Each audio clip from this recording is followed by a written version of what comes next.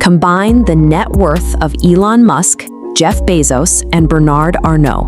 That gives you roughly $600 billion.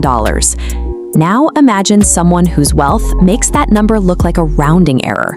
A fortune so massive, economic historians literally classify it as incalculable. We are talking about Mansa Musa, the ruler of the West African Mali Empire in the early 14th century. To understand how he acquired this wealth, we have to look at the man who sat on the throne before him. Sultan Abu Bakr II was obsessed with finding the western edge of the Atlantic Ocean. He launched a massive maritime expedition, sending 200 ships loaded with men and supplies out into the unknown. Months passed. Only a single captain returned, describing a monstrous oceanic whirlpool that swallowed the rest of the fleet whole. In disbelief, instead of abandoning the idea, Abu Bakr doubled down. He equipped 3,000 ships, stepped aboard the lead vessel, and sailed west. He never returned. Before leaving, he handed control of the empire to his trusted minister, Musa. Musa took control of an empire reeling from the sudden loss of its king and its fleet. He stepped into a power vacuum where survival required turning raw territorial potential into a reliable economic engine. Common assumptions suggest Musa became rich by simply digging up gold mines. The reality is more strategic. Musa positioned his state to act as the ultimate middleman for West African trade. Looking at this map of West Africa, you can see his strategy. Musa aggressively pushed Mali's borders horizontally, stretching from the Atlantic Ocean all the way east to the Niger River. By doing this, he swallowed up every major north-south trade route in the region. With those transit routes under his control, he implemented heavy taxes. If you wanted to move goods through Mali, you paid the crown. He specifically targeted 3 high-demand commodities: gold, kola nuts, and salt. Salt was especially lucrative because, in the desert heat, it was the only reliable way to preserve food. He also understood the power of a monopoly. He kept the exact locations of the raw gold mines in the Bambouk region a state secret.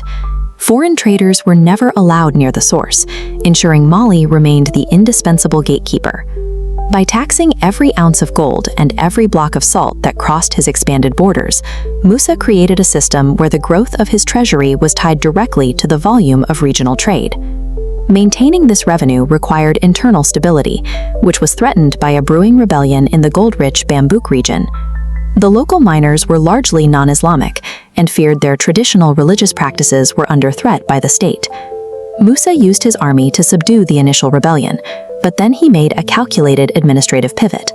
He realized that forcing religious conversion disrupted mining operations.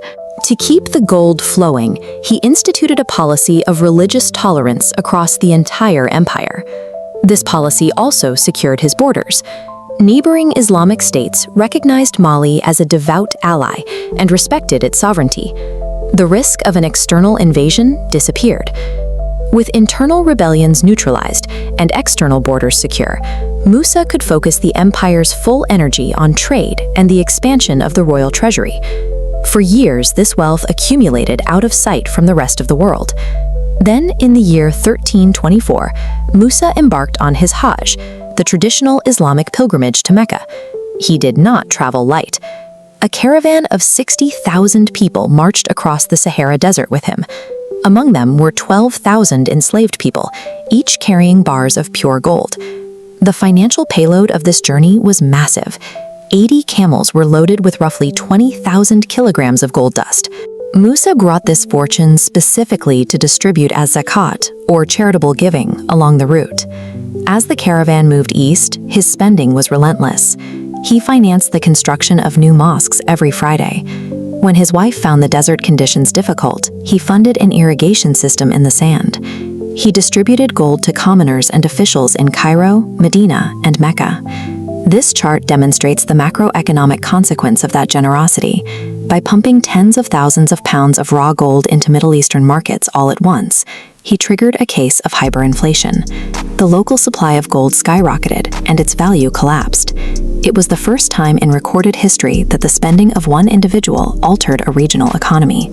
Musa's wealth outlasted his reign, but after his death, his empire eventually fractured as ministers struggled to maintain the influence he had built. Mansa Musa's wealth was the result of a leader who synchronized his expansion with existing trade lanes and used religious tolerance to secure his borders.